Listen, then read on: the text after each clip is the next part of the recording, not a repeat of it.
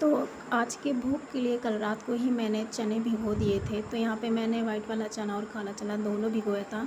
तो हम इसमें प्याज और लहसुन नहीं डालेंगे, तो बस मैं मिर्ची, कड़ी पत्ता और ज़ीरे का ही तड़का लगाऊंगी।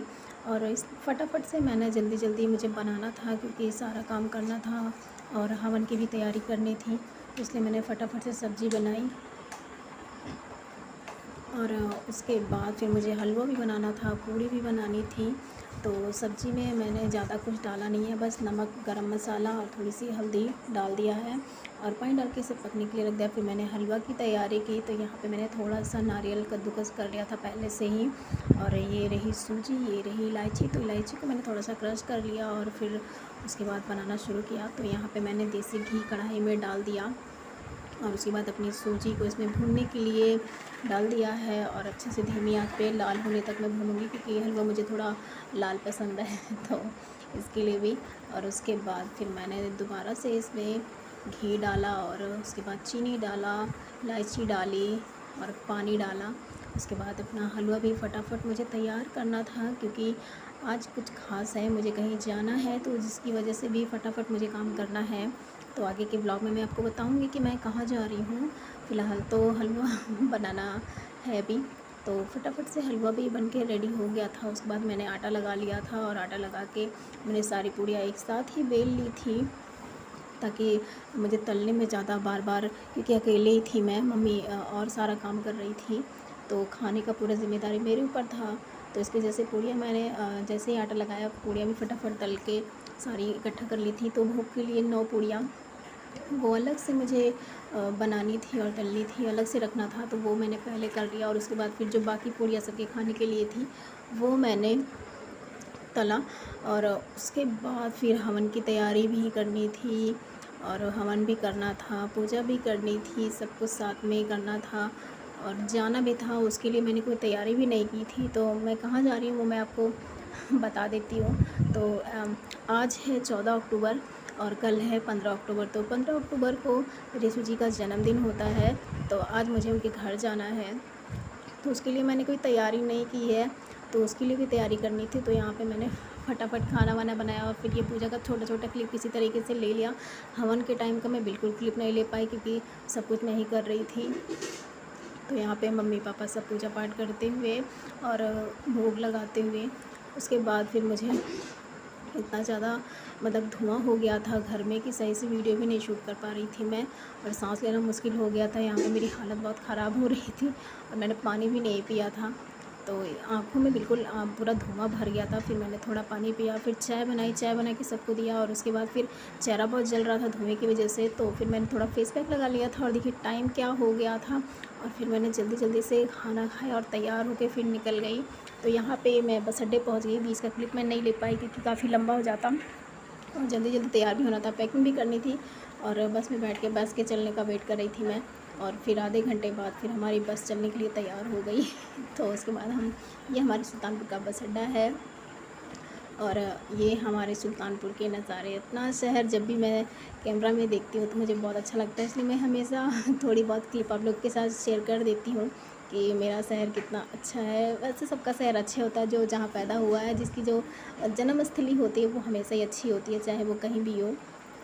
तो मुझे भी अपने शहर से काफ़ी प्यार है। और अब रिशु जी का शहर शुरू होता है, तो ये बीच बीच के नज़ारे मैंने ले लिए। कितना अच्छा लग रहा था, बिल्कुल चारों तरफ हरा हरा। और शाम भी होने वाली थी क्योंकि दुर्गा पूजा कल से शुरू हो रहा है हमारे शहर में, तो उसकी वजह से काफ़ी भीड़ थी, तो हमें काफ़ी आउट से होके आना पड़ा, जिसकी वजह से ये सब नज़ारे हम देख रहे थे। इसलिए काफ़ी लंबा भी हो गया था व्लॉग। और उसके बाद फिर हम जल्दी से फिर हम कुछ ही देर में रिशु जी के शहर में पहुंच गए हैं। तो ये है रिशु जी का शहर, जिसको मैं आप लोगों को दिखा रही हूँ। तो रिशु जी का शहर भी कुछ ऐसा ही है जैसे हमारा शहर है, और यहाँ पे चप्पलें बहुत अच्छी मिलती हैं, मुझे काफ़ी पसंद है। तो ये मैं रिक्शा में बैठ गई हूँ बस से उतर के, और फिर अब जा रहे हैं रिशु जी के घर। तो चलिए रिशु जी के घर पे चल के फिर हम दिखाते हैं कि रिशु जी का क्या हाल है।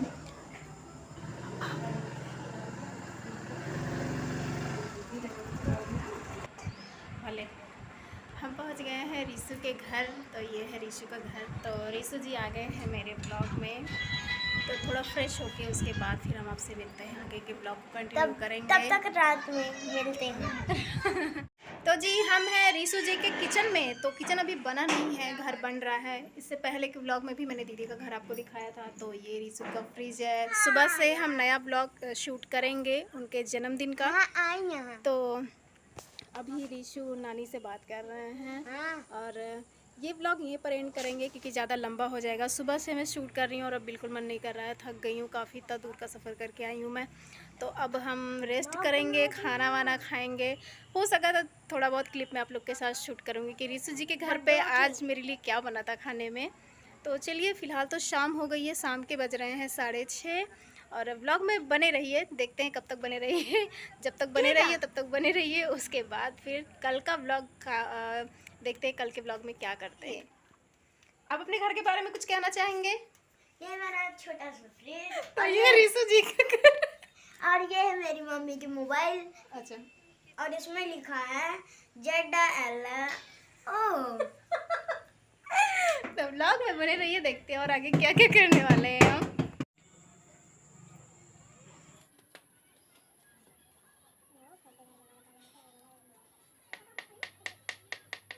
रीशु का मुहार।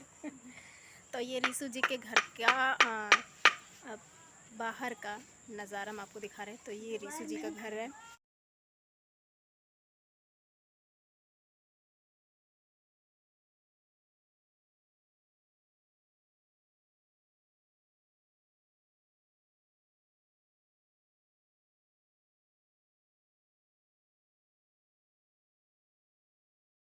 तो रीशु साइकिल चलाना सीख रहे हैं और आज ये पहली बार चढ़ रहे हैं साइकिल पे और इनके भैया इनको सिखा रहे हैं।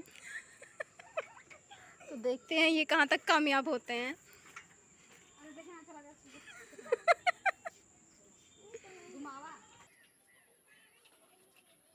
तो उनके भैया उनको चलाना सिखा रहे हैं और जा रहे हैं, देखते हैं। अब लटकाएंगे कटार से।